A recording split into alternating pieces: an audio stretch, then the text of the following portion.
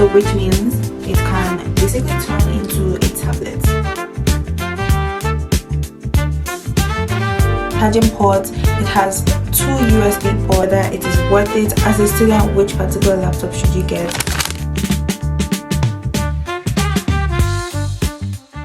Hi guys, I posted a video about this laptop on TikTok and on Shorts. That video blew up. I still get questions to this day, like a year later since I posted that video. Like, I get questions every single day, back to back. I have finally decided to sit down and give my full honest review of this particular laptop. I'm going to talk about things that I don't really like about it. Would I get it again? Is it better than the MacBook? If you're new here, hi, my name is Chisom. I know that I've gotten some subscribers because I've been posting on Shorts, kind of, but I haven't posted on YouTube for a while. Let us get into the video.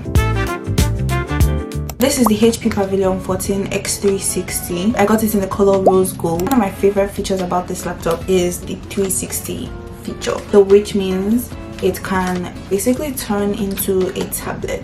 It also has a lot of ports, which the MacBook doesn't have. I'm getting ahead of myself right now, but the MacBook doesn't have as much ports as this. It has the charging port, it has 2 USB ports, it has the SD card port, it also has the HDMI port.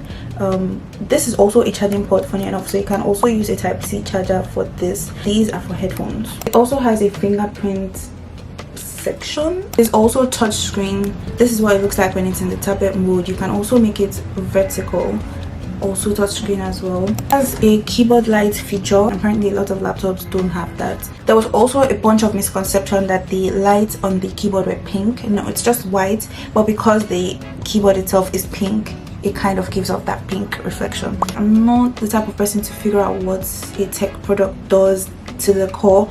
I still don't know how to use my phone to its full potential, so I think that there are probably a bunch of other things that this laptop can do. Okay, so you guys are going to come with me to my screen for a second. I removed my screensaver for this. I don't like to make my applications like overly cartoonish, but if that is what you're looking for, like to make it really pretty, there are videos on that. Like, get like cute characters for your icons and stuff. There are videos for that. First thing I'm going to try to change is to put the screensaver. I get my pictures from Pinterest.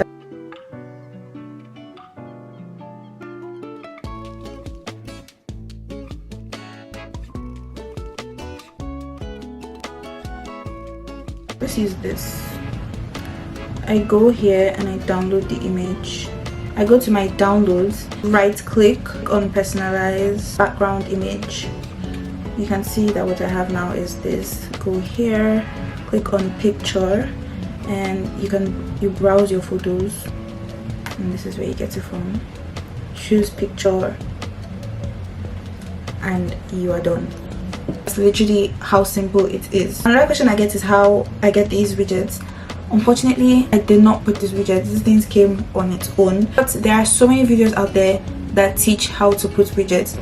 I'm not so into like putting fancy or cute widgets. I like this one as it is, so I do not really do much to go into that. I got a lot of questions on these widgets, that's why I am even talking about it. Another question I get is how I am able to get my Chrome, my YouTube, literally everything on my laptop pink. I downloaded this theme and color changer, and I just the moment I downloaded it, I had it at the top of every single application that I went to, and that's kind of how you change it. I am on YouTube right now and I removed the color for you guys.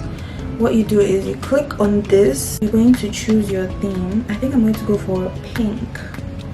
Yeah, I'm going to go for pink color theme. This looks so pretty. You can also change different parts of the app, so if you don't want it to just be pink all throughout or one shade of pink all throughout, for the header you can change it to like a darker type of pink, you see, or a lighter type of pink. I think I'm going to just leave it at like a hot pink, kind of like that. For the content is like the body, right? I'm going to make it a lighter pink. Then for the sidebar, maybe like here, I'm going to put it here. When you save it, that is basically it. Really, it's pretty much the same thing across all platforms. If you go to Google, it's the same thing really. I'm going to be very honest with you guys. My sister downloaded almost everything on this laptop for me, but the ones that I did download, like I think I downloaded Netflix, if I'm not mistaken. You just have to look for how to do the steps on YouTube. I think those are almost all the questions that I got regarding how to do this, how to do that on your laptop. Using this laptop for over 2 years now, there are a couple of things that I have realized are not all that about this laptop. The biggest, probably most frustrating one of all is that the fingerprint doesn't work all the time. The reason being that I think you need to place your finger in a particular, it's not very smooth sailing, like just put your finger and then it's done. It has to be like placed softly, properly. You can't just put it and it opens up. So most of the time I don't even use the fingerprint section. Sometimes I do, but I'm so used to it failing all the time that I just go into putting my pin anyway. And by the time you try to put in your fingerprint like twice, 3 times and it doesn't work, it's going to ask you to put your pin either ways. So you may as well just put your pin going forward. So I will say that even though yes, there's a fingerprint section, it's not the most efficient. It's also hard for me to transfer videos. I use an iPhone. If I was using a MacBook, I would just be able to airdrop my videos and that's it. I do record with my camera, so I probably would not be able to do that, but I think it's one app that you can download on your iPhone to transfer your videos from your camera to your iPhone, and then you can airdrop it. So I feel like it would be a lot easier to transfer videos if you were using a Mac, but I'm not using a MacBook. I do not have a hard drive as well. I should probably invest in a hard drive, but it's a lot harder because the SD port is a lot smaller than the SD that I'm using on my camera. So that's also something that really frustrates me a lot of the time. I need to have an Android to do it. The current Android I have is on its last thread. Let me show you. This is the current Android that I have. Look at it. Obviously there are probably other more efficient ways to do it. I just wish I could do it without having to get anything extra like a hard drive, you know, adapter, some sort of extension to add. I just wish I could do it without that. The laptop is slow sometimes. One of the biggest things that I was told or I found out about this laptop was that it's not that slow in comparison to other HP laptops, but sometimes it's a bit slow. My laptop doesn't heat up very often, but my sister's laptop heats up quite often, and she uses more advanced applications than mine. The most sophisticated software that I use on this laptop is the Adobe Premiere Pro, and it does get hot, but not as hot as my sister's own gets, and she's using the exact same laptop. So if that's also something that you don't want, if maybe you're an engineering student or computer science student, the speakers actually, it's not so good. Yes, I've watched a movie on a MacBook, and on this one the MacBook speakers are way better than this one. I'm just going to be, it's way better.